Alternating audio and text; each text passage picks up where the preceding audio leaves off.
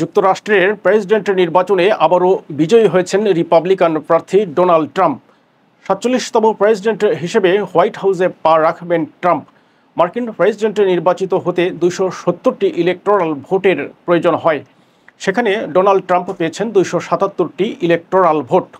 অপরদিকে তার প্রতিদ্বন্দ্বী ডেমোক্র্যাট প্রার্থী কমলা হ্যারিস পেয়েছেন ২২৬টি ভোট। যুক্তরাষ্ট্রের নির্বাচনের পদ্ধতি বেশ জটিল। পপুলার ভোটে যুক্তরাষ্ট্রে প্রেসিডেন্ট নির্বাচিত হন না। ৫০টি অঙ্গরাজ্য এবং ডিস্ট্রিক্ট অব কলম্বিয়া খ্যাত যুক্তরাষ্ট্রের রাজধানী ওয়াশিংটন ডিসি মিলে ৫৩৮টি ইলেকটোরাল কলেজ ভোট রয়েছে। নির্বাচনে জয়ী হতে হলে ২৭০টি ইলেকটোরাল কলেজ ভোট প্রয়োজন।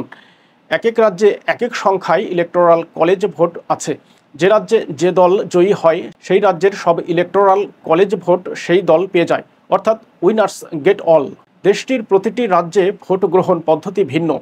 ৩ পদ্ধতির মাধ্যমে নেওয়া হয় ভোট: হ্যান্ড মার্ক করা কাগজের ব্যালট, ব্যালট মার্কিং ডিভাইস বা বিএমডি ও ডাইরেক্ট রেকর্ডিং ইলেকট্রনিক বা ডিআরইর মাধ্যমে ভোট নেওয়া হয়। এর মধ্যে বহুল প্রচলিত কাগজের ব্যালট ব্যবহৃত হয় ৭০%।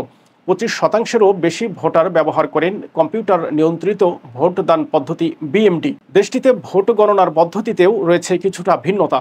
ভোটের দিন যে ভোট পড়ে তা প্রথমে গণনা করা হয়, এরপর আগাম ও ডাকযোগে আসা ভোট গণনা করা হয়, সবশেষে গণনা করা হয় অভিবাসী ও সামরিক ভোট।